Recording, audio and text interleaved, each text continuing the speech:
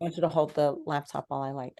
But first I want to go over what are some of the rules, what are some of the laws of You lighting load candles? candles from right to left and then light from left to right. Right. And so the thing about left to right is you always light the newer candle. That's the way to remember it, the new candle. So it grows to the left, but you always light backwards because you always light the newest candle first. Okay, everybody got that?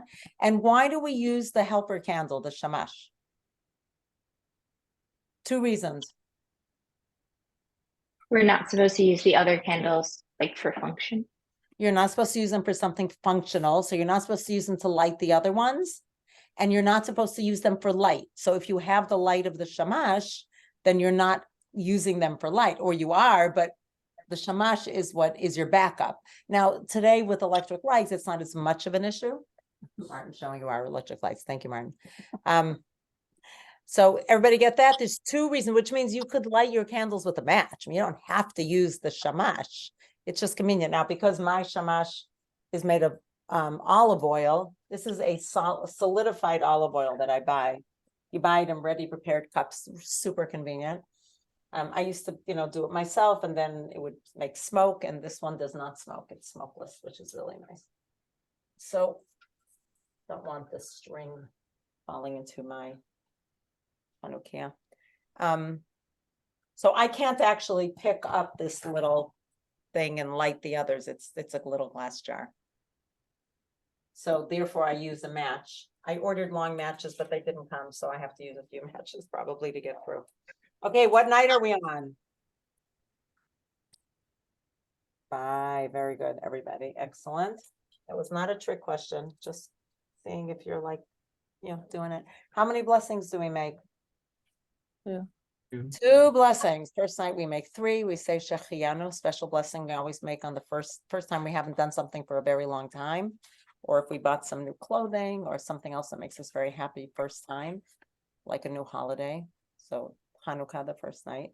All right, everybody, light your shamash.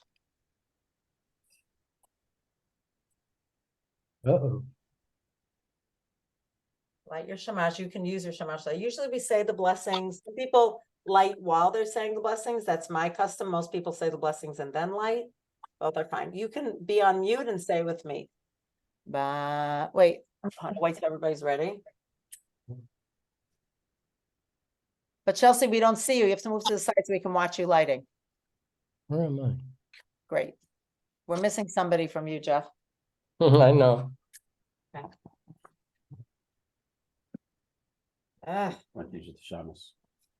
Baruch atah Adonai Eloheinu melech haolam asher kitshanu b'mitzvotav v'tzivanu lahadlik ner shel Chanukah. Amen. Baruch atah Adonai Eloheinu melech haolam she'asa nisim la'avoteinu bayamim hahem ba'azman hazeh. Amen. Now, who knows what they mean? What did they mean? The two blessings that we made. Anybody know?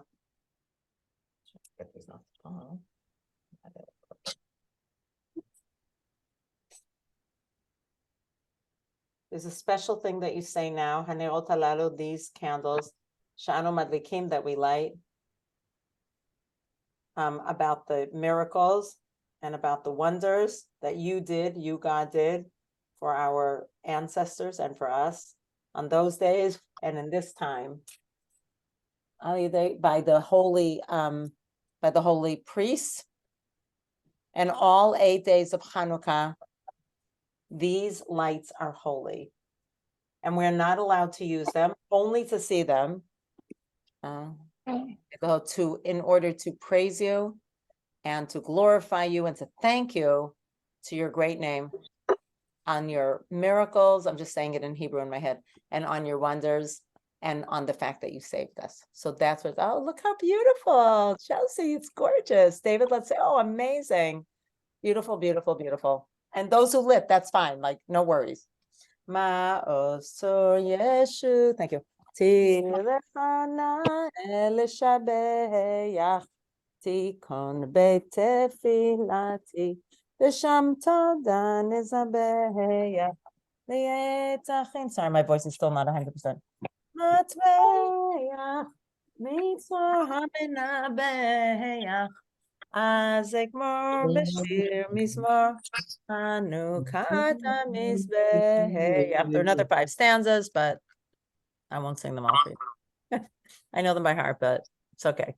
And they're all about different miracles, different times we were saved over the years, from Pharaoh, from Egypt, from the Syrian Greeks, on Hanukkah, there's one about Purim, about Esther. You can read it yourself, but that famous one. Okay, we're going to talk about food, but since we're on the subject of Chanukah, I want to hear from people what you know about Chanukah. Everything that you know. We already did the candle thing. Remember, you can do candles. Okay. How long do Chanukah candles have to last?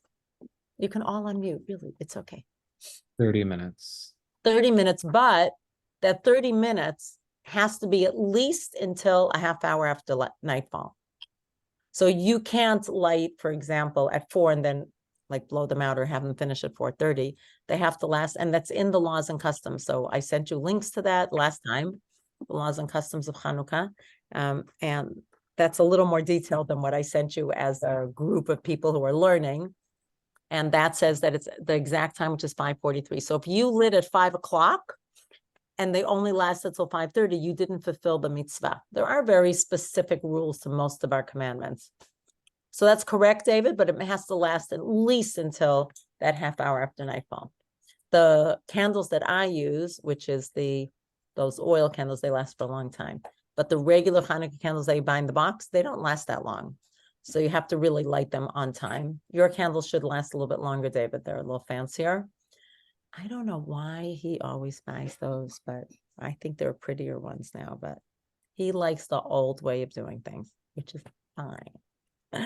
What night of Hanukkah would those candles that only last about, let's say, 40 minutes, what night of Hanukkah would that not be good? Would you not be able to use them? Shabbat? Shabbat, right. Why not, David? Let's think about it logically. Before. You have to light before the sun goes down because Yeah. you have to light before Shabbat starts, but it has to last till a half hour after the sundown. So it ends up being like, I don't know, an hour and a half, which means you can't actually use the regular rinky-dinky, Hanukkah candles. You could use tea lights. You can use special Shabbat candles. You can use like the olive oil ones like I use. Does that make sense to people? Yeah? Okay, make sure you're Latoya. So nice to see you. What else about Chanukah? So we light it. The mitzvah, the commandment is at night. You wouldn't see the candles during the day, right? So doesn't it make sense that the commandment is at night? There's a very special commandment, by the way, of something called Pirsume Nisa, which is publicizing the miracle, which is why we light them in the windows. And it used to be people lit them in their doorways. That's the way it was originally done. People still in Israel often light them in their doorways or in their courtyards. And in Israel, they have these special holders for Chanukah. By the way, there's something a little confusing. In America, we call it a menorah. But that's really confusing for Israelis because the menorah, which is the same word, is the candelabra that was used. You want to tell us, Tifara Ruth? Where was it used? No? Say that again. Where was the menorah used? Do you know? In the, like, you mean like biblically, where was Yeah, it? biblically. Yep. Okay, you're testing my knowledge here. Well, not test. I mean, it's only if you know, but it was in the temple. Right, but was it the second temple? I guess I was trying to figure out first. All the temples. No, all the temples have a All the menorah, temples. a candle. Yeah, hi, Gabby. It's what you just missed. We lit candles. That's what you missed so far, Gabby. Oh man. That's the first thing you do. You got to do it as close to sundown as possible. I'm sorry. Yeah, no, that's fair. Yeah, I mean, you can watch it afterwards if you want. So I saw you nodding, so I thought you were nodding about that. I was saying that in America, it's called the menorah, but actually menorah in Hebrew it can refer to a light like an electric light, but it actually refers to the original menorah, which was in the temple. And how many branches did that have? Who knows? I thought there were 5. David? 6. Close, Jeff. Well, with the one in the center, 7.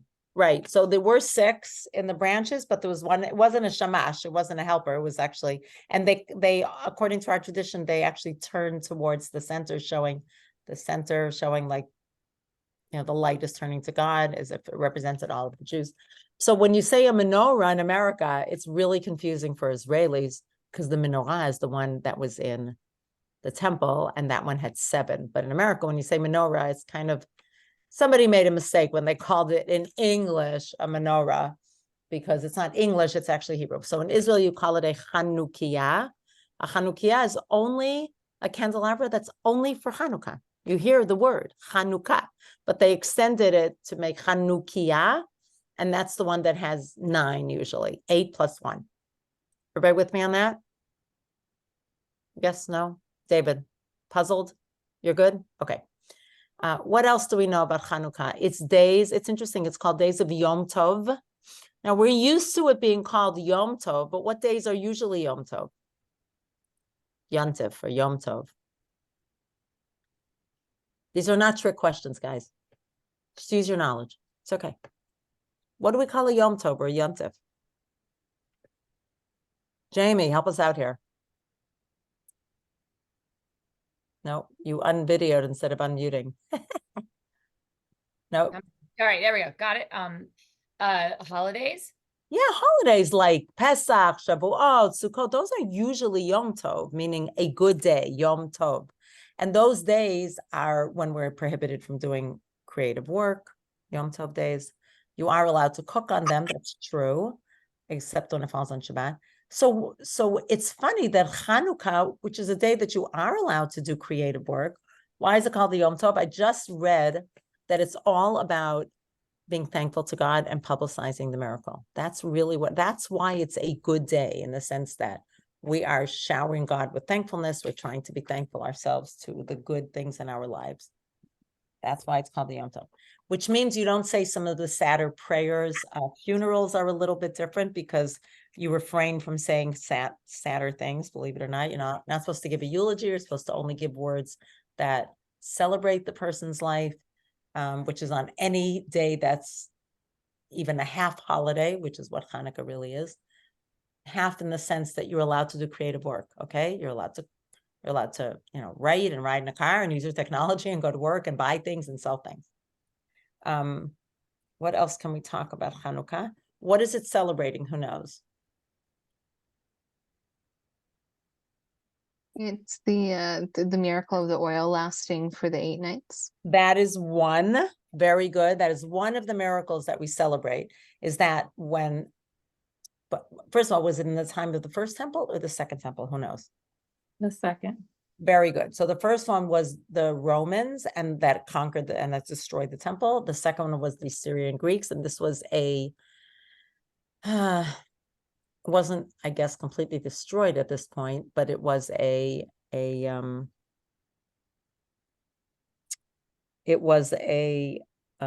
revolt under the Syrian Greeks by a group of Hashmonaim people from, I don't know what Hashmonaim means, maybe that's where they lived. And they were priests, they were family of priests, and they revolted. They were not willing to be under their rule. And they had come in and defiled the temple and, opened the seals of everything and destroyed things. And when they won the battle and wanted to light the menorah, the real one that had 7 branches, they couldn't, because you need a very, very special olive oil that has the seal of the high priest. And it takes 8 days from, I don't know, whenever you start pressing the olives or whatever that is. Somebody somebody said on Shabbat, but there was a really nice talk between Mincha Marav by Reb Stephen's in-laws, who live in Israel now, and everything they've been doing since the beginning of the war. And he said, hey, I went out to pick olives, and that must show that I do it because I care, because I hate olives. Because you can't eat olives from a tree anyway. They have to be cured. If you just know that. People love olives. Don't eat them from a tree. They're totally bitter. You can't eat them. They're inedible from the tree. But he was making a joke. But I think he really doesn't like olives. In any case, you need to press the olives, make the olive oil, and that has to be I don't even know what the process is, but it takes 8 days, which means that they couldn't light the menorah. They wanted to rededicate, re-sanctify, reclaim the temple. And then what happened was what Gabby said, the miracle of the olive oil, which is that they found a little, it's called a cruse, C-R-U-S-E, certainly not a word we use today, a little jar that still had the seal of the Kohen Gadol, of the high priest, and it was not defiled. There are different stories, different lore, you could look it up, but that's the story that we tell. And the only thing was, remember we said it takes 8 days to create the correct olive oil, the processing, but it was only enough for one night.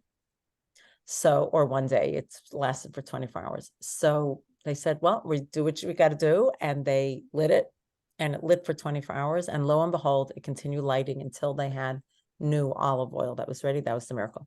Now you should know there's a very, very, very famous question by the Beit Yosef. He was the first one to, pretty much the person who we give credit for laying out the laws in a very orderly fashion in a book called The Code of Jewish Law. And he says he didn't just talk about law, he also cared about theology and other things. And one of his very famous questions was, if the oil was enough to last for one day, why are we celebrating Hanukkah for 8 days? We only need to celebrate for 7, because there were 7 days of a miracle. Everybody following me? The first day wasn't a miracle. The first day was just natural oil burning. So I have a book called The Light of 100. It's 100 different reasons about why we celebrate the first day, which is really beautiful because it shows how much we search for the good and the positivity and reasons. So you can give me some reasons if you'd like, and I'll fill in. Anybody have an idea? And really just, whatever comes for you. Is it about the ability to find oil? So, right, good, excellent. One of the answers, by the way, some of the answers kind of are repetitive, but they're said in different language, but there's not 100 completely different reasons, but close enough. So one of them was that they found oil. Just the fact that they found even one jar that was uncontaminated. I don't know if that's what you meant, but it was a close, yeah. So the fact that they found it, that was a miracle in and of itself, that they just, was hidden somewhere in the corner under, who knows, it was tucked away in a crevice because everything else had been destroyed. So the first night we celebrate finding the oil, and then the other 7 nights we celebrate the miracle of it lasting. Another reason. Remember, there are 100. You got 99 to go. I think also because it wasn't like that. The story I've heard is that the oil wasn't visible, like it was hidden. So it's like, can you imagine having this victory and then searching and almost feeling defeated, and then you get some, something in your mind says check there. It was hidden. So it's like what Gabby said, something. but a little more honed, like that somebody guided their hands. Okay, great. Yep, nice. The miracle of somebody searching in that particular place, which nobody would think of searching. Very nice. Okay, see that's how you get 100, by having slightly different. Any other ideas, guys?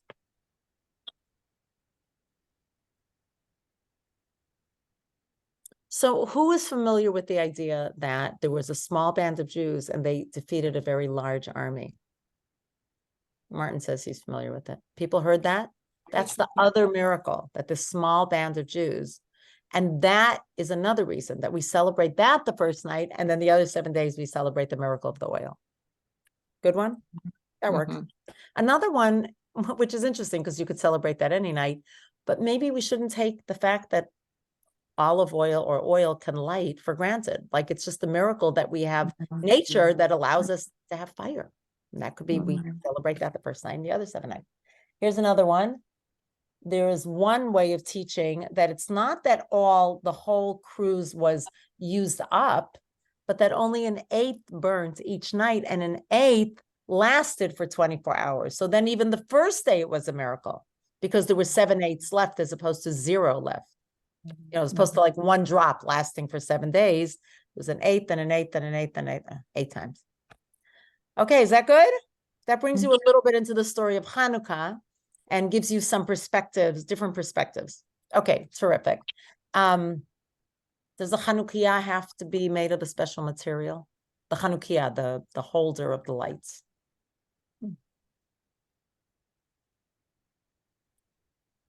No, doesn't matter. You could literally make it out of anything you want as long as it's not flammable, I recommend. You could just put 8 tea lights on a table. It's okay. But it's nice to have it beautiful because they're beautifying and glorifying the mitzvah. I mean, Jamie, you know, she's very happy that she has a beautiful Chanukah well, you can explain. Your partner's kids gave you. How's that? Yeah, my partner's kids gave me. Yeah, Yeah, it's very partner's special kids. because I don't know that can you hear me okay? I don't know that I would have known to get what to do or like how to get my own. Yeah, So yeah. it's a really special gift. Yeah, and Chelsea has a beautiful one, and David has a beautiful one. And it's okay if you don't, but it's a nice feeling. If anybody else wants to bring theirs, even if they've lit, we are welcome to bring it. Sometimes the beautiful one is what your kid made in kindergarten. You know, that's also beautiful. Just want to say. Okay, what's the business with eating things that are fried in oil, like latkes, which is we just learned that it's pancake in Yiddish or in something, I don't know what. So pancakes generally made of potatoes, doesn't have to be, but I make tuna patties very often. You can make them sweet, you can make them savory. Other people eat sufgan. In Israel, especially, it started sufganiyot, which is a type of donut filled with jelly.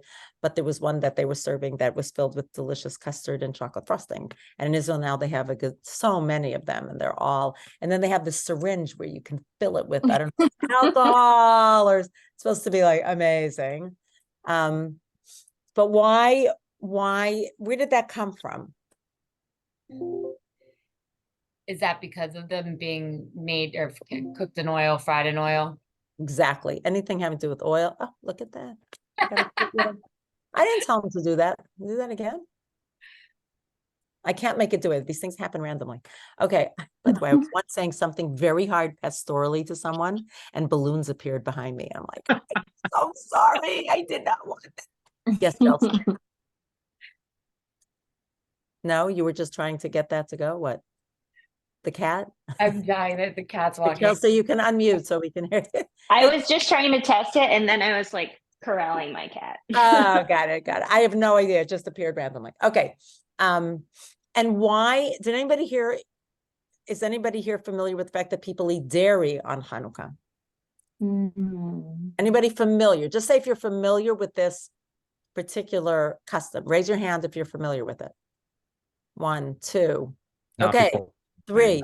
You've heard it? After reading the Oh, after thing. reading. Well, now when I ask you, you all have to raise your hand because I just told you. Anybody here hear about the custom of eating dairy in Chanukah? Let's go. Hands up. Come on. Excellent. Martin also raised his hand. So does anybody know where that came from? What? Oh, he didn't raise his hand. David, did you read about where that was? All right. Sorry, I thought you raised your hand. David, did you read about where it came from? There was some figure to make Woman. someone tired. No. Okay, so there's a woman named Judith Yehudit, which is like Judah Yehuda, who appears in these weeks at reading of the Torah. Yehudit. Now, we don't know exactly when it happened, but we do have something called the Scroll of Judith of Yehudi. You should read it. It's Chabad has a very nice rendition of the story. But she was a daughter of a priest, I believe, and her husband was killed. She was a widow, very young, and her little town was besieged by the army. And they were ready to just give up and give in. And she said, what are you talking about? I'm not ready to give up and give in. She went to the council and she said, just give me a chance. I'm like, okay. The head of the army or the general in that particular encampment, his name was Holofernes, I don't know how you pronounce it. Holofernes, Greek, Syrian Greek. And she was beautiful. She used to make cheese products and dairy products. And she had a servant, a woman who worked with a young woman. So they somehow managed to befriend the army and to say, listen, we bring you these wares. She tempted them with dairy products. And she said, I'm going to betray my people. Like, I don't remember what reason she used for it, but she convinced them that it wasn't worth it. She's going to tell them when they're at their low point so that whatever the reason was. And she convinced them and she befriended them. And after a few days, she was able to walk freely around the camp. And then when she saw her opportunity, or when she knew that they were going to descend on the Jews, she fed the general Holofernes. She fed him these dairy products, which supposedly make you tired, sleepy. And when he fell asleep, she actually took his sword and cut up his head, and took his head and went back to the Jews and said, I cut up his head, like, that's it. You know, where it demoralized. So when they held his head up, the army was demoralized. They were demoralized by seeing that their general had been decapitated. It's a bit of a bloody story, it's true. But that supposedly was one of the turning points of the war. I can't tell you for sure, but it is an inspiring story. Of course, we don't usually go around cutting people's heads, sorry, but given everything that happened in Israel, that actually did happen, sadly, to us, to fellow Jews. So we're going to move on from that story. That's the dairy products. There's like a really famous painting, Judith Yes. beheading Holofernes. Yes. You want to find it, and then I can let you share the screen. You want to look? See if you I'll post the link in the chat. So no, I'll everyone let you can share the screen. look or not look if they want, because it's pretty gory. Oh, good point. Okay, again. Everybody can click. Yep. Yep. Well done. Okay. Thanks, Chelsea. Appreciate it. All right.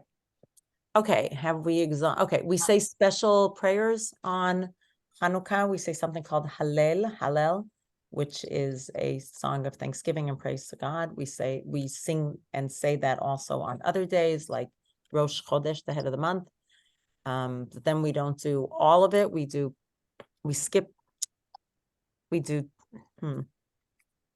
somebody told me it's not right to say we skip. There are 2 Psalms where we only say parts of them, and that it's a complicated reason, but I'm not going to go into it now. But on Chanukah, we say the whole thing. And there's a lot of Israeli songs that are Hanukkah songs, and they're usually the tunes that we use, tunes that are used for Hallel when it's sung in public, and, you know, when, like on Shabbat, for example. Usually during the week, people are rushing to work, so they may not have time to sing it. But on Shabbat, you would use those tunes. So we say Hallel, we read the Torah every day of Chanukah. So here's a cool thing. I don't know if we discussed this. What can you read on Chanukah? What would you read from the Torah on Chanukah? Any ideas? Just throw it out, like really, from what you know of the Torah. Isn't it Yeah. in That's right. Numbers? That's right. I didn't hear you. Say it again. Oh, isn't it in Numbers, like the different days that you go through? The days of what? Of like the different things on Hanukkah. Well, So you're very close, but here I'm gonna make some order for you. Chanukah happens after the Torah was closed. So it can't actually be that there's verses in the Torah, right? But Yeah. the word Chanukah also means dedication. So when they dedicated the tabernacle, which was the precursor to the temples, tabernacle was like a moving temple in the desert that they used to worship God. So when they dedicated it, they brought offerings. So because Chanukah, there are many reasons for the word Chanukah, but one of them is that the temple was rededicated.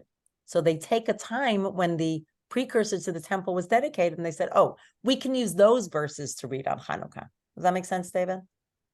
But it's not the actual Chanukah that we're talking about when it happened, the holiday of Chanukah, because that happened after the Tanakh was, boom, closed. Okay, Tanakh was closed before the Jews went into Israel, and this happened in Israel. So that already tells you that. Cool. So what happened? There were 12 days, 12 princes, 12 tribes, 12, 12, 12. Every day, the different prince from a tribe brought offerings. So on the first day of Chanukah, we read the intro and day 1. Then day 2, 3, 4. Actually, we usually read day 1 and 2, 2 and 3. I don't know, because you need a minimum amount of verses, but just to tell you what's read. And then on the 8th day, we read 8, 9, 10, 11, 12. And then there's another part called Zot Chanukah. This is Chanukah because it means this is the dedication of the tabernacle. So we read the whole part from 8 all the way through till the end, so it takes a longer Torah reading. Okay, everybody with me on that? Now, how many portions of Torah do we read on Chanukah? Any ideas of that? In other words, aliyot, when the man, let's say, goes up and has his portion read. You know how on Shabbat there's 7, everybody with me? Thank you, balloons. I wasn't talking to you. Random. You get the part about the pastoral that I had no clue and absolutely no control over it. Okay. It is more fitting for Chanukah than it is for a difficult pastoral encounter. I was like so embarrassed. Anyway, so on Shabbat we read 7 plus 1. How many would we read on Chanukah? Any ideas? I'm not testing you, tricking you. I'm just wondering if you know. No. So the minimum, anybody here know the minimum number of aliyot? Anytime you read the Torah, there is a minimum. You can never have less than this. Is it 1, 2, 3, or 4? It's 3. The first, and that's because, I don't know if it's because of that, but males are divided into priests, Levites, and Israelites. The vast majority is Israelites. And the first aliyah goes to a priest, a Kohen, the second one to a Levite, and the third one to an Israelite. That's how it's divided. And that is the minimum. So any day that doesn't have something special associated with it, we read 3. Chanukah, remember what we said? It's not really a holiday because we don't have to refrain from creative work, and it's not written in the Torah. So it goes along with 3, just like Monday mornings and Thursday mornings when we read the Torah, fast days, things like that. However, during Chanukah straddles 2 Jewish months, and in the middle, there's always going to be Rosh Chodesh. Remember, Rosh Chodesh is the beginning of a month. So if it's the end of one month, the beginning of the next, there's always Rosh Chodesh. Rosh Chodesh is a biblical holiday, and we add a prayer called Musaf. Remember on Shabbat, there's Musaf or Musaf. Remember we spoke about that. First is Shacharit, which is the morning prayers, then there's Torah reading, then there's something called Musaf, which means additional. Musaf or Musaf. On Rosh Chodesh, we also have Musaf. So it bumps up the holiness 1, and instead of 3 aliyot, we have 4 aliyot. Then the next, just so you know, the next level is Yom Tov, Pesach, Shavuot, Sukkot, Rosh Hashanah. Then that has 5. The next one, it only happens 1 day a year. Yom Kippur, it's its own category. And then Shabbat supersedes everything. It has 7. Just to give you, don't have to memorize this. I just want to tell you that so that you know it. Just a piece of information to tuck away somewhere. Okay. Can I ask a question? Is that the prayers or is that the Torah reading? reading. Torah reading. Torah reading. We Okay. divide the Torah reading, whatever we're reading, into a certain amount of aliyot. Okay. So- Okay. So because Rosh Chodesh comes out always in the middle of Chanukah, and sometimes it's a 1-day Rosh Chodesh, sometimes 2 days. We've discussed that about the moon, that you need sometimes 29, sometimes 30. So on the days of Rosh Chodesh, you have 4 aliyot, but you also read more because you read about Rosh Chodesh and you read about Chanukah. So you divide into 4. Okay. By the way, what was my question? Wait. Oh, which do you read first? If you're reading from the Torah, what would you read first? Remember, we said we have on Rosh Chodesh, we have Rosh Chodesh, and we have Chanukah. So what do you think we should read first?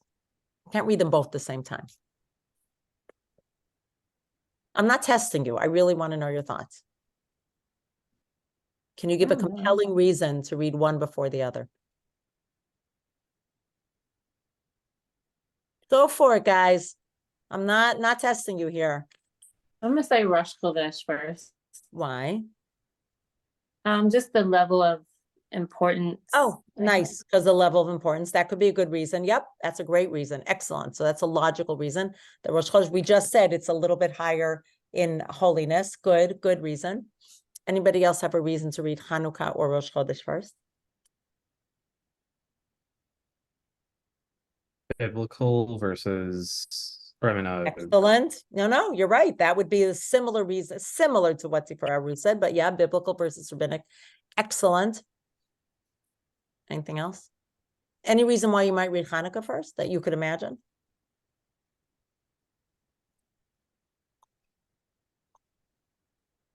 because it's not one of the holidays that you can't do the fast, or not the fast, but You're not allowed to fast actually on Right, Hanukkah. I mean, you can do creative work, you can work all of that. Right, so you think it should be first? That could be a reason that it's first. Maybe you end, maybe you go up in holiness, right? Maybe first Hanukkah and then you finish with Rosh Chodesh. Like, I think you could argue it either way.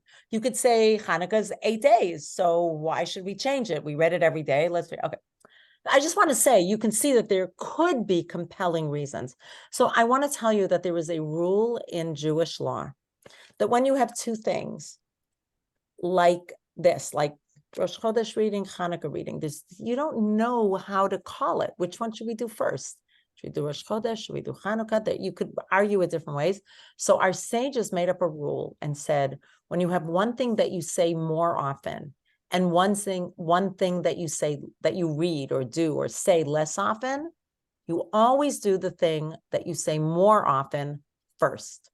So if it's called in Hebrew, for those who know Hebrew, it's tadir beino tadir, tadir kodem. That's what it is in Hebrew. But tadir means something that's common or often or that happens regularly. So what happens more often? Do you read, is it Rosh Chodesh that happens more often, or Chanukah happens more often? How many days of Rosh Chodesh are there a year? Well, at least 12, because there's 12 months, sometimes 13, and some days are 2. Some Rosh Chodesh, are 2.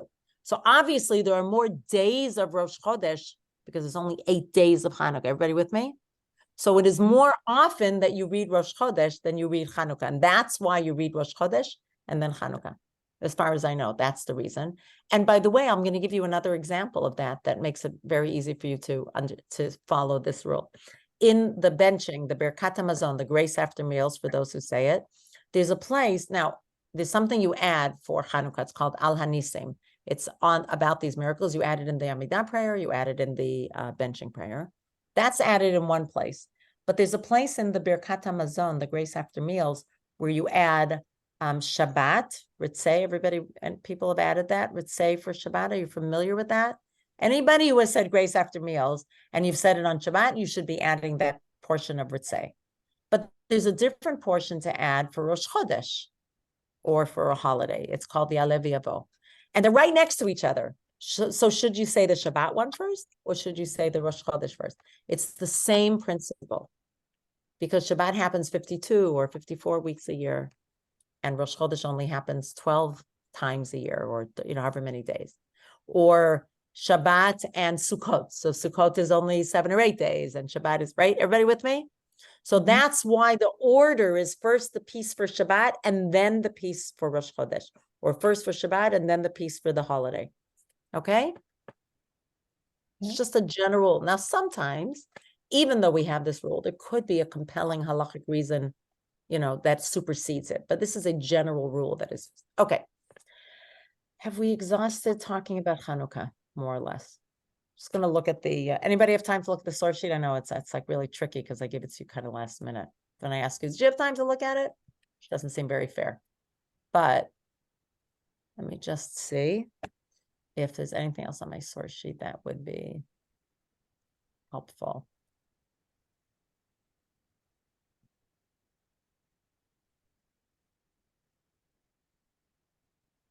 Oh, the dreidel. Do people know about the dreidel? Yeah, the spinning top that has 4 sides. Okay. So this is the source sheet. So this, these are just different terms for you to know. Me, I like to put in pictures. What's it all about? So I gave you the source of, why we celebrate Chanukah. This is the special prayer, Al Hanisim. I put it here in English. And it actually tells the story of winning the battle.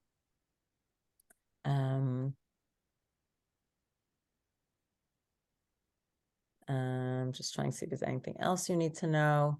Oh yeah, women are obligated in the mitzvah just as men are obligated. Doesn't always happen in Judaism and Orthodoxy, but it is true. And these are the reasons that women are obligated the same as men. One, because women were saved just as the men were saved. and because a heroine named Judith, you now know about her, helped turn the tide of war by soothing a general named, no, that's wrong.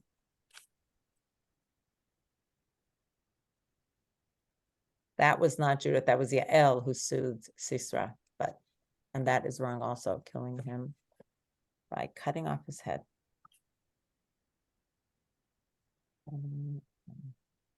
I have a bit of a silly question. No questions are silly.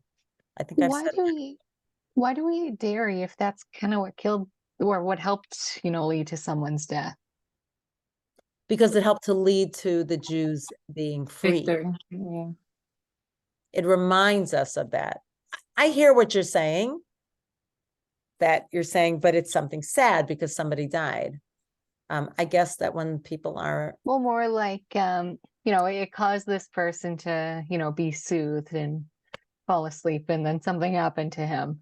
And then we're, eating these things, and I'm not sure I That's- it's- understand the question, but say it again. people the general ate the dairy and was soothed, and then he, was eventually killed.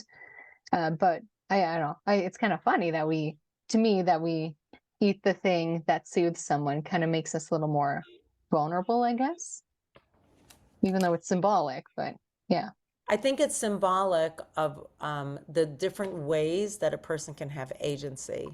Like you could imagine that a woman named Judith, she wouldn't have so much agency over winning a war, but she found a way to get around the fact that she was not part of an army, but she found a different way to find her way out of that predicament and help her town get out of the predicament.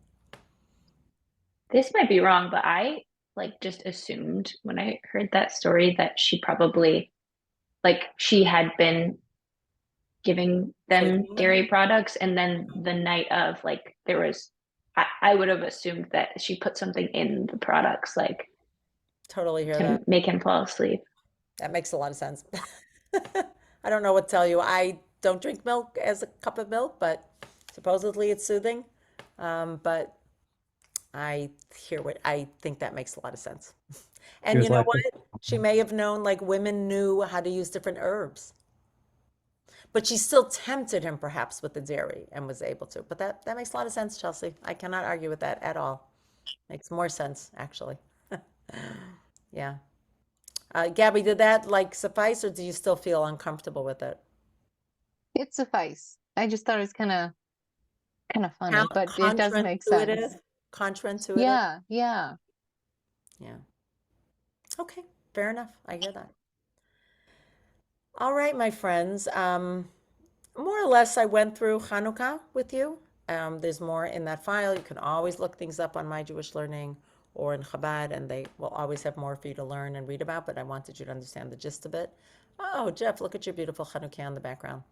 Beautiful, beautiful. Very nice. Any questions about Chanukah that I can be helpful with? I would say also that other religions and there's other cultures that also have or had different holidays in kind of the hardest part of the winter when it's the darkest, when the nights are longest and the daylight hours are shortest. So is it Kwanzaa, I think? That's also Mhm. And also Diwali too. that which one? I think Diwali also happens around this time of year. I don't know what that is. I'm not familiar with it. But I believe you. And thank you. So though this makes sense, and yet for us, it's really about, as far as we know, winning the war and saving the Jewish people from, at the time at least, being overrun by the Assyrian Greeks, or this small victory that we had. Yeah, David. I heard something about prior to the battle, there may have been some connection to Adam or something, fearing So that. there is a story about that. Thank you. There's a story. I'm trying to remember why it connects to that Adam instituted a feast in the winter, that when he saw the days were getting shorter, that it's one of our midrashim, and it's a story that somebody wrote, but or maybe it was handed down over the years. I don't know. But that Adam saw the days getting shorter and shorter and shorter, and for all he knew, they were just going to get shorter and shorter and shorter until the sun would not, like he didn't know, it was the first year. So then when he saw that the days stopped getting shorter and shorter and started even lengthening, that's when he made, or we had this 8-day celebration to God and thanking God for that. So yeah, so hard to know if that's what Hanukkah was based on exactly, but anybody can look that up. Look up Hanukkah and Adam and you'll find the stories. And that is a story that is brought and is taught on Hanukkah, which is very nice also. Just a nice idea also that Adam, it was his commentary on the laws of nature, so to speak. But yeah, very good. Good one, David. Well done. You have been doing some research. Really nice. What else can I tell you about Hanukkah? Do we believe that this all happened at this time of the year? We believe that this happened at this time of year. Yes. The 25th of Kislev, which is the Jewish month now, that is what we believe. We believe that a year later, it was instituted as a holiday for all times. We do believe that. And some people say that it was 8 days because it's patterned after Sukkot plus one more day, because there was a year that they missed Sukkot because they were enslaved by, or they were overrun by this, they couldn't celebrate it because they were under siege and because the temple was defiled. So that's one of our teachings, is that Hanukkah is 8 days because it's patterned. It's to make up, so to speak, for Sukkot. That's so cool.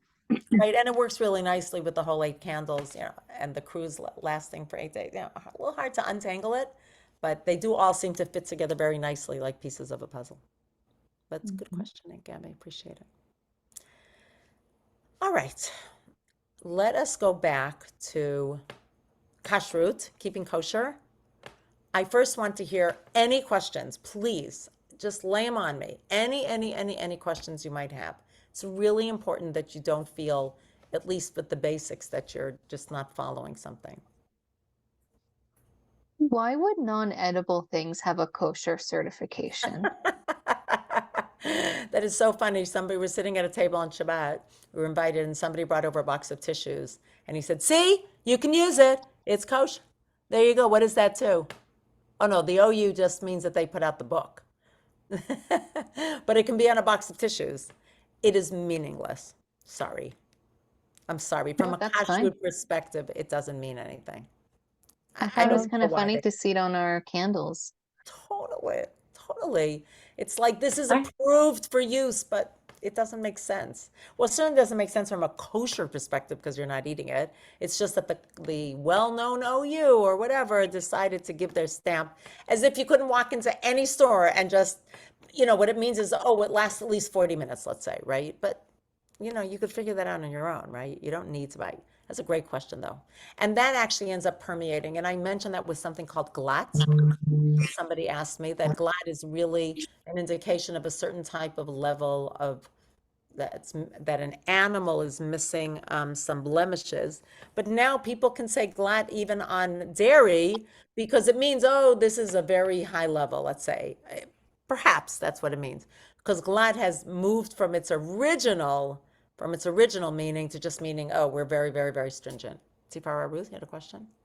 I heard years ago that it also means that their business practices are of a certain level. So Doesn't a OU? company, well, I don't necessarily know I mean, about if there's OU, but a there's certain, stamp of approval, it's possible. that they have kosher business practices. So like, paying their employees fairly or whatever, making sure they don't work on Sabbath. So That's that's interesting because in Israel there is a special, I don't know what it's called, like a stamp that you can get. Nothing to do with kosher though. It just has to do with, treating your employees. yeah. And I think I don't that's know. That's an interesting question. I heard that too, actually. Like, Very and that, ethical. if it's like Ethical.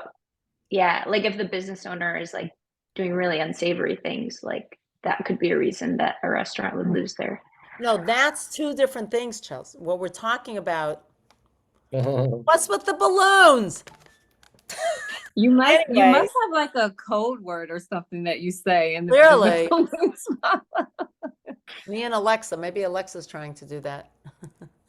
Um, no, but what we're saying, Chelsea, something else. No, that I agree with you, that somebody would lose their kosher supervision if they had unsavory or unethical. I hope that's true. But what Gabby is asking is something else. What if you have inedible product, like tissues? Oh, no. Sorry. I thought we were talking about like a new thing. I understood what Gabby was saying. Right. I was saying what So you're Tifara saying Ruth that. was So saying. no, what Tifara Ruth was saying is that something in the middle between the two of you, that if you have inedible products, but it has a stamp from a certain kashrut supervision, that doesn't mean that it's kosher to eat, but it means that it's kosher in the sense that they treat their employees fairly, that they're ethical. So that's somewhere in the middle. So that could be, I just don't know. So I don't want to say yes. But good question and a good answer. I hope that that's true. And I hope it's also true that if somebody is unethical or, as you said, sleazy, unsavory, that I don't know that they check that when they give kashrut supervision. I certainly hope so. I don't know if that's part of it. Any other questions about keeping kosher outside the home, keeping kosher when you're traveling, keeping kosher inside your home? What is kosher? So what? Something confusing? Nothing, it's all clear, crystal clear. There was something that we hadn't really touched on, I think. I'm not sure we touched on it, and that is what happens if you mix up, if you mess up, which happens to everybody. I'm not sure if I said this, but for example, we're constantly getting questions like, oh my goodness, somebody put a piece of pizza on a meat plate and stuck it in the microwave or in the oven, or used a dairy ladle to mix a meat soup, things like that. Those things are going to happen. Or the pasta was cooked in a meat pot and then it was used for dairy. Can we eat the pasta? Do we have to throw away the pot? You know what? So first of all, I just want you to know, don't get so scared. If it happens, it happens. I mean, for Chelsea, it's a lot easier because they don't have all the different genders, right? You're vegetarian? Yeah, but I mean, I still eat at kosher houses, so it's good to know Oh, yeah, everything. 100%. Yeah. Sorry, I meant in your home. But yes, of But course. in my home, yeah, it's super easy. 100%, right? Because you could be in somebody else's home and you might make that mistake just because you didn't realize. Okay. So you should know that in those cases, it's very, often you can ask a rabbi or somebody who's knowledgeable who can let you know, is the food kosher? Is the pot kosher? Did it change its gender from dairy to meat? And there are often ways to undo it, to kosher something, meaning to make it kosher again or make it basically reset it to parav, right?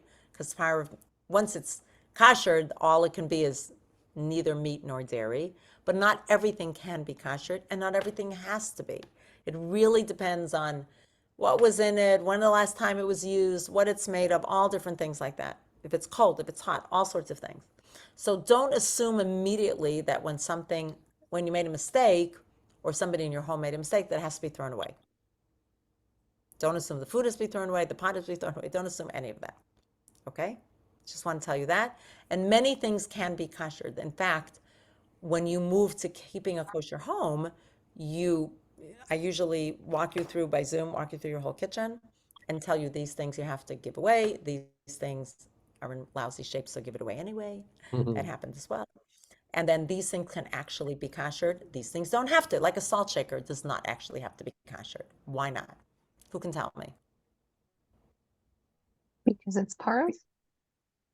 It's parav, and also, unless you put something other than salt in it, if no heat goes in it, I mean, I guess if it goes over a hot bowl of soup, then perhaps the steam of a clam chowder, could make it. So then I guess it could be. So maybe I'm wrong about that, because if there's no heat, then and salt is inherently kosher, you couldn't really make the salt shaker not kosher. But now I'm thinking if you go like this over a hot bowl of soup or food, and the steam from the food rise, so actually it could go into the salt. So that wasn't so good. But glasses, if they're just used for cold drinks, first of all, cold drinks are rarely non-kosher except for wine, but it can't really permeate into the glass. You just basically have to wash it, and you could even kosher it. You could just wash it really well. And ask me.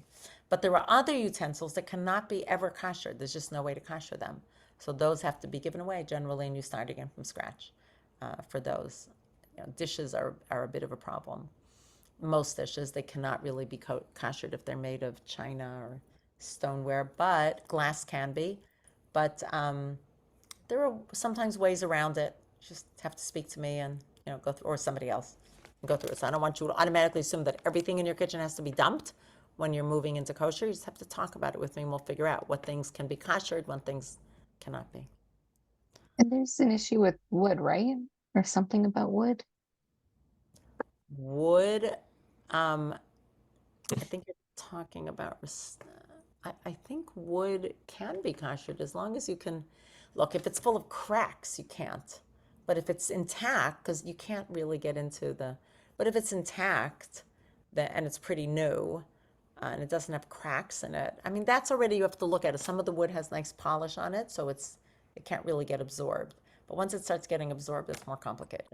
And then we want to look at the utensil and like eyeball it and say, well, so that's two levels, what I was saying. One is koshering things in your own kitchen when you're moving to kosher. And the other one is if you you do something wrong, you mix something up. You could be mixing milk and meat or just taking a dairy utensil, putting in meat, or meat utensil, or just taking something pareve and making it dairy. And you're like, I need it to be pareve. I don't want it to be dairy. Like a knife, a really good knife that you use for vegetables. And somebody mistakenly, cut hot chicken with it. That knife has to be koshered to be made pareve again. Does that make sense to people, that sentence? That sentence had a lot of buzzwords in it. So if there's a buzzword that you didn't get, I want you to ask me. Okay?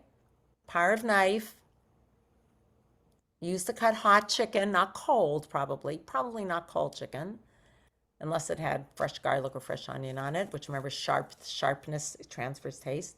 Hot chicken or hot meat.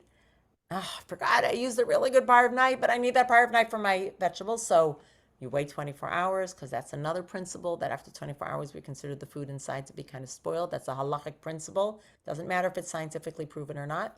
And then you can actually clean it well, and it can be koshered by being dropped into a pot of boiling water for a few seconds. Something to go over with me. But on but a frying pan is problematic to kosher, because the way to kosher it, because it's used for frying, the way to kosher it is to use, you have to blowtorch it, because it's used with fire without water usually. So my kids used to regularly take my power frying pans and use them for meat.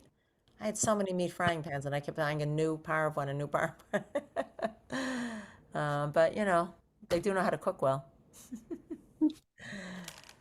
So that was one final thing that I felt we hadn't really discussed. So let's try to go around and have everybody say one thing you know about keeping kosher, but don't repeat something somebody else said. So sorry, obviously it gets like a little harder, but it's not meant to be hard.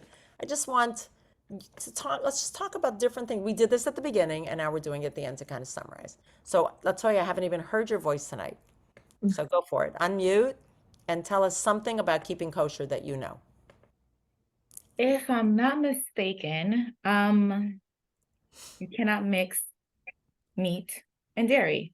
Right. You are not mistaken about that at all. That is one of our very, very basic rules, Okay. Latoya. Okay. And you have to look at that kosher, the source sheet. One of our basic rules is not mixing meat and dairy of any kind, right? Meat and dairy. And meat in this case also includes chicken. Chicken. Right. Yes. Remember, that's rabbinic, but it's still, we keep rabbinic law like we keep biblical law. So no mixing. So what happens when you don't mix? What does that mean? What ends up happening in your kitchen in order for them not to mix? Well, you mentioned something really smart that I think I would probably do, which is different colors for Right. different utensils and different pans. Like I would keep all of the meat stuff one color and all of the power Right, so stuff. sometimes you can use tape for that, right? So we actually just bought 2 new frying pans, which I did not realize when we bought them, that they had red handles, which traditionally in many Ashkenazic households signifies meat. Now, I bought them for Parav because our Parav ones needed to be replaced. They just weren't good anymore. And then somebody I know from my yeshivas, they closed their house and they were giving away really good frying pans. So I said, I might as well take these. But then I said, you know what? I'll make the power frying pans meat because they have a nice red handle, so I don't have to mark them. And I'll keep the ones for my friends Parav. Does that make sense to people? Everybody got that? Right? It's inherently marked just by having this beautiful red handle. I just use it tonight to make schnitzel. I found gluten-free pretzel crumbs. I mean, come on, I had to make schnitzel. I know, Chelsea, you don't eat meat, but I do. I'm just not full if I don't eat meat because I can't eat dairy. So great, excellent. So we know we need, because of the milk and meat, you covered a lot, because that's different dishes, different utensils, right? Okay, terrific. Gabby, add something, anything to that. I guess that eggs are parve. Eggs are parve. What is parve in general? Great. Talk about parve. Give me some more example. What does parve mean? I mean, in my head, I kind of consider it as neutral, because it's Neutral. not meat Great and not word. dairy. Right. And give Uh, me more examples of it. Well, like it could be things like vegetables and fruits or grains. Great. Is honey parve? Honey is parve. Yeah, I know. Honey's the real Okay. odd one because it comes from a non-kosher animal, but we still eat it. It's still kosher. I don't remember why. Probably because Yeah. we can get away with it. I don't know why. Right. What else? Drinks are very often, they might be dairy, but they're most often they're parve. Most of our drinks, Yeah. juices. Yep. And What that else? means you can have it with meat or dairy. But Correct. obviously not together, but And interestingly, separately. fish is parve, Mhm. right? Which is interesting also in eggs. Very good. Excellent. Parve. Okay, terrific. Tifara Ruth, you want to add something? If you do eat meat or vice versa and want to eat dairy, you have to wait a certain amount of time before engaging in the Right. And there are opposite. different customs. There's 1 hour is Dutch, 3 hours is German, but also many more. And then between 5 and 6 hours. That's from meat to dairy. Most dairy to meat, you don't have to wait that long. There's Okay. these specific hard cheeses, which I'm not familiar with. So, yeah, great, terrific. And that is so that we have a separation in our teeth and a separation in our stomachs and no mixing. Great, Yeah. Mhm. terrific. David, something about keeping kosher.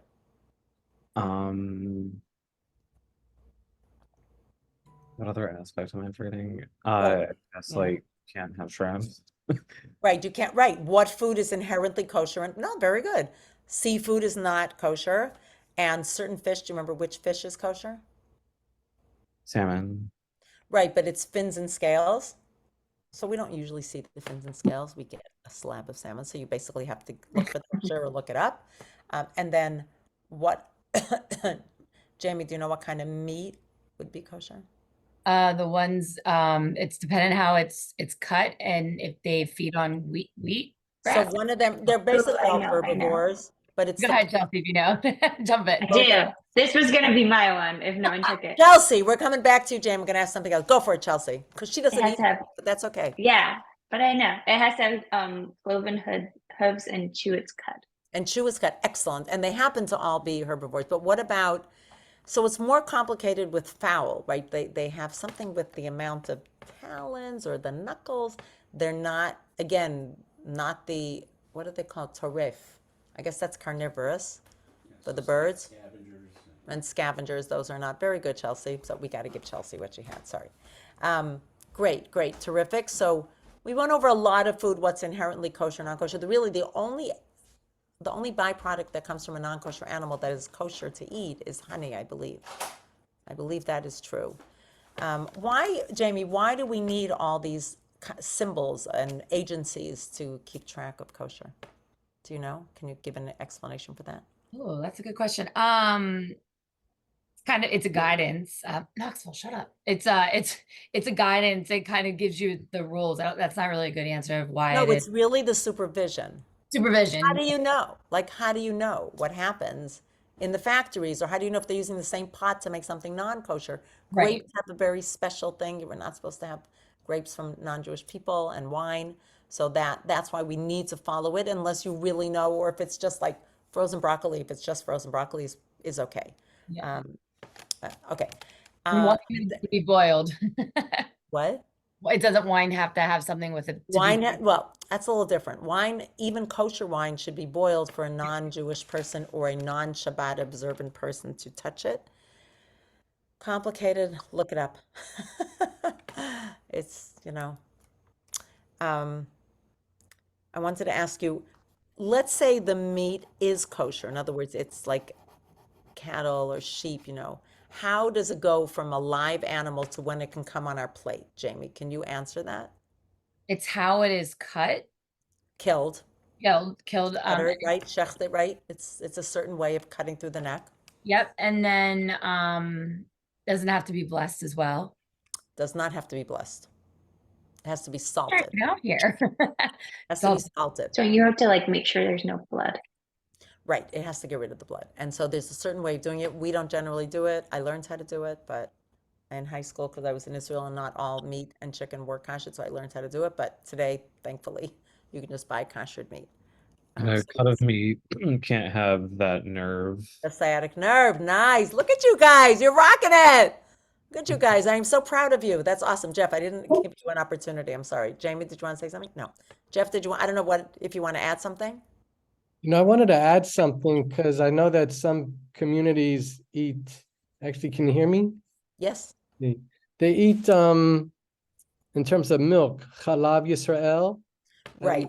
An And extra supervision of Jews having supervision for it. Yep. Yep. Yeah. That's true. So there are all sorts of levels of observance. That's true. Can I just tell you, I know it doesn't sound nice, but as a child, I went to Lubavitch, they only had Chalav Yisrael, which means the milk of a Jew, of an Israelite, and it was always spoiled. And I really didn't Oh, understand. no. I thought Chalav Yisrael meant that it like it has to be spoiled. I didn't get it. It was really weird. But yes, there are different, and that's a level of supervision. Very good. Wait, there was something else I was going to say. You need different sponges in your kitchen to wash the dishes, right? Because there's actually going to be food caught in the sponges. Dishwashers are a little complicated. Speak to me about that. Some people do like, have only for dairy or only for meat. Some people might run through a dairy cycle and then clean it all out well and then run through a meat cycle. So there are different ways different people hold. That's what's called holding. A certain way means you hold a certain opinion, a halachic opinion. Yes, Jeff. I was gonna say, some people also have a certain type of sponge for Shabbat, so you don't. Yes, and that's a whole different halacha. That has to do with Shabbat. You're not allowed to squeeze. So yes, there are Shabbat sponges. That's not a kashrut issue. That's when we go back to learning about Shabbat. I don't remember if this group learned Shabbat with me, but there are certainly people in this group who need to learn Shabbat. So I don't know if we'll get to it this year or next year. I want to make sure everybody goes over everything at least once and only twice if they need a second one. I do want to add for kashrut that Pesach is an issue. Mhm. Right, you have to have different dishes, not have any chametz, leaven. So we can talk about that when we get closer to Pesach, but you can't mix Pesach dishes and during the year dishes, so that's a little bit complicated. And another thing is that some people don't mix dairy with fish, or no, fish and chicken, we don't put together fish and meat, so there are nuances. Yes, David. So I know that in order for something to be kosher, it has to be made by a Jew. And then when it comes to, Not well, exactly true. It's okay, certain foods that the fire has to be started by a Jew. But okay, that's food that's like fit for a king, fancier food, not hamburgers, let's say. Yeah. okay. So, but for something where it requires a Jew to light the flame in terms of conversion, how does that work with like someone converting to Orthodoxy versus like conservatism? How does that? Well, the problem in general, that's a much more general problem, which is a good question. Orthodoxy in general does not accept conservative reform, Reconstructionist renewal, etc. Conservative accepts Orthodox, but doesn't generally accept reform. That's just the way it is because of both the string and keeping halacha. I mean, the kind of line that the threshold you cross over for Orthodoxy is different from the threshold you cross over for the other denominations. The knowledge, the things that you keep, the belief. I don't know exactly how it works, but that could be, I don't know how it works in Reform because they don't really keep halacha like we do. They eat non-kosher. They don't keep Shabbat halachically. They have a lot of knowledge and love, and they pray. And I'm not saying they don't have good ethics and morals and values, but they don't keep halacha and for Orthodoxy. So, that's a much broader question, David. And then there's, but what you do when, is that person considered Jewish, basically? That's a much broader question, and that's complicated. It's really complicated. There are instances for us in our shul if we happen, like we don't accept egalitarianism for certain things. So, for example, the judges, the Beit Din that presides over the person converting, has to be 3 men. You know, I can bring you all the way up to the mikveh, basically, and then obviously I would close the door if it's a man anyway. But I can't actually be the one who overlooks the actual physical immersion. That's a whole different thing. The men don't come in the room, don't worry. But I'm not considered part of the tribunal court of 3 men.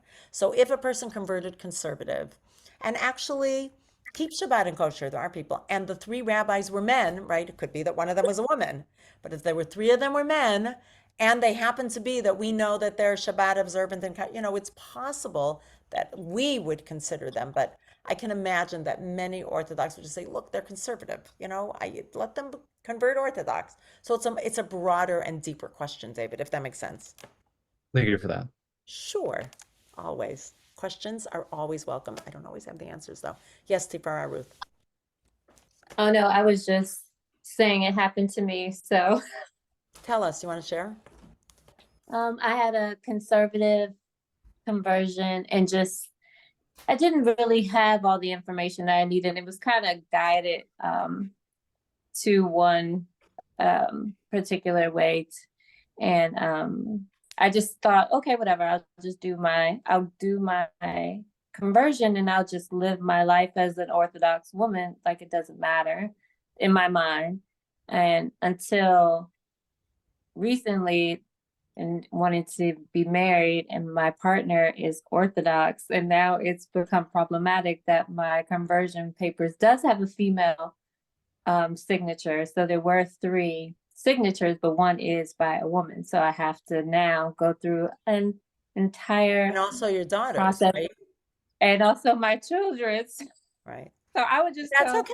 just You're go through the Orthodox conversion and just keep it, you know, and then do what you want afterwards. But at least you have your seal, and you don't have to, you know, you don't know Right, which well, way life is and going to take and you. the thing is, Tifara Ruth, it is very possible, right? I mean, it's the same in a Right. way as, but the truth is, we have to have standards for everything, and those No, are and it's laws, right? totally fine. Right, Totally right. fine. Like somebody was like, oh, I give the example, like you could have like a prominent doctor in, You know, let's we say, don't see you, Senegal. Tifara Ruth. We only see your mouth. Can we see your whole face? Oh my goodness, I'm sorry. Which There we isn't go. probably the Okay, much best way. better. A little disconcerting. Yeah. Nope. Sorry.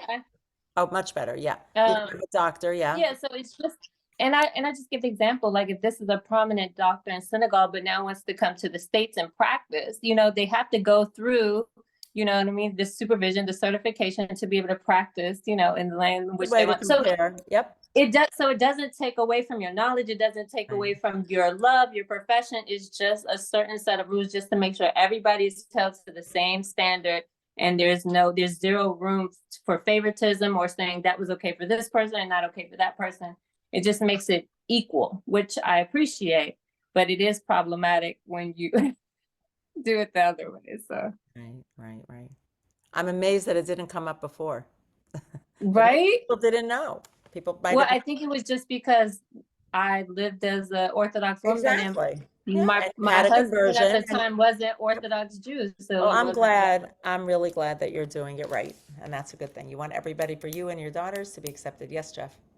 There's, in Brooklyn, I heard, you know, a lot of prices for kosher food are better in Brooklyn and Queens. I've been told, like, Prices for kosher food. What does that mean? Cheaper? cheaper. Okay. But one thing I was told was that in Brooklyn, there's a supermarket called the Kollel supermarket, but it's, Yeah. a lot of people tell me that it's meant for Kollel students. And they're- Kollel is when you learn. Well, David knows what a kollel is. When you learn in a yeshiva and get a stipend. And usually Oh. people are married and might have a lot of kids.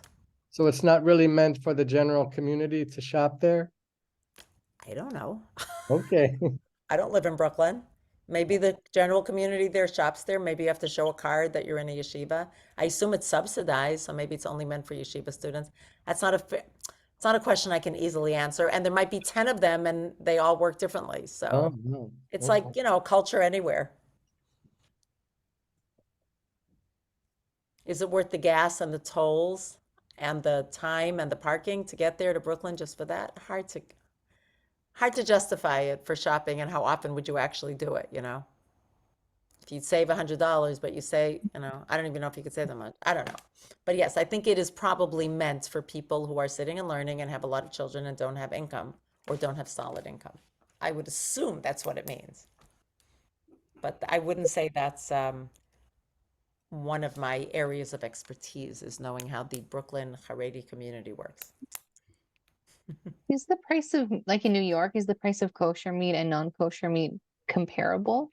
Not I'm just really. asking because in Winnipeg, it's 2 or 3 times as much. Right. Unfortunately, that's true because it needs so much more supervision and the Yes. salt and the handling. I mean, Yeah. whether it's justified that it should be 2 or 3, I can't tell you. But it is very tempting to people who are used to having, prices of regular meat. There's just not much to do about that, as far as I know. Yeah, Somebody I think found a before I way, learned about the process, I was like, oh, this is ridiculous. Why is it so expensive? but now you But now I understand it's understand. so much more handling, so much more time, so much more, refrigeration, electricity, everything. Yep, good. I'm glad that you understand it, even if you don't like it. Yeah, and that's why there are Kollel supermarkets for people who don't, I mean, whether they should be sitting and learning, getting a stipend, that's a separate issue. But if people are willing to support them, that's. Good questions. I like it. I like random questions. They're important. All right, friends. So we have finished our unit on Kashrut. It feels to me like this group has come along compared to where you were from the first time when we started. It feels like that to me. I hope people feel that way. Latoya, you feels like you're still not so comfortable with the whole idea of kosher. Am I right or wrong about that? Well, I'm still learning everything. And I go over my notes from time to time, especially during the week, after a class or when a class is not being held. But I think I have a pretty good handle on kosher Great. and what to expect and how to properly observe it. Great. And just ask questions. You Yes. just need to ask, right? Yes. Right? So that you're more sure of yourself. And Yes. then the way I usually do it, I've done this with some people here, I think, is that once you know how to keep kosher and you want to, then I suggest that you practice keeping kosher by separating dishes, separating utensils, marking them in some way, and separating your pots, but mark them so that you're practicing. And then when you're ready to do kosher, then you actually kosher the vessel so that, does that make sense what I'm saying? Mhm. If you don't have a second set or buy a second set of dishes, that's good too. But you could just separate them and mark them and then treat them like they're dairy and meat, and that's how you practice it. And that's worked very, very well for some people.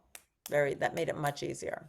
Unless they have a partner who has a kosher kitchen, then you can practice there. But if you want to do it in your own home, there is a way to move along, to kind of do it piecemeal along the way. And I can help with, I'm good at helping you organize that. So you keep, a set of dairy pots, like you'll take a pot, a frying pan, and make it dairy, as if it's dairy. And then another one you'll keep for meat. And it's just by marking it, you'll say to yourself, okay, this is for meat, this is for dairy. So once you're separating your food anyway, you just make all the dairy things in the dairy one and the meat things, the meat, you know what I mean? So there's a way of doing it. Of course, once you go fully kosher, you want to have separate dishes. You don't want them to look the same. It's too confusing. You want to have different ones. All right, friends, I'm not 100% sure yet what we're learning next time. I will pick. This, by the way, was the request was kosher. So I'm happy to take requests. If not, I will merrily pick out something on my own that we haven't learned in the last year. This is now we're into the second year of the cycle. I know we have not done life cycles, so that's going to be a whole unit of life cycles. That might be the next one. I just want to give you a heads up. By the way, the other Gabby isn't here. Sadly, she really wanted to come, but she had her wisdom teeth pulled. And she's probably a mess. I mean, she's probably not feeling that well. So, once the painkillers were off, you're like, oh, just let me sleep. So that's probably why she didn't make it, but she sends her love to everybody. So let's see. Next week, Monday, I should be teaching, and I'll pick whatever. Christmas and New Year's, I think, both come out on a Monday. I'm not gonna teach those days because people will be busy. I'm not, whether you observe Christmas or not, people are off, people are on vacation. Does that make sense? Or people around? Christmas, I'm not. I'm driving back, so I'll be busy. I don't actually observe Christmas. Just You might be surprised, but I don't. I would hope not, Rabbi. I don't really observe New Year's. I mean, I don't do anything for New Year's, but New Year's is kind of a day when people do stuff and they have off. So I don't want to, people to be torn. Does that make sense? That people are not available or are available? Yeah, you prefer not to have one? Yes, Tim. Thumbs up, thumbs down, New Year's Day? I'll be out of town for a wedding. Oh, yeah, right. No. Okay. Yeah, let's just do it. I don't want to, probably half of us. Okay. So we'll start something next week, I hope. And, you can hear my voice is still not 100% back, but it's getting there. And then we'll continue. Either it'll be a standalone or we'll just start a unit. And questions are always welcome. Check-ins are always welcome. And it's just really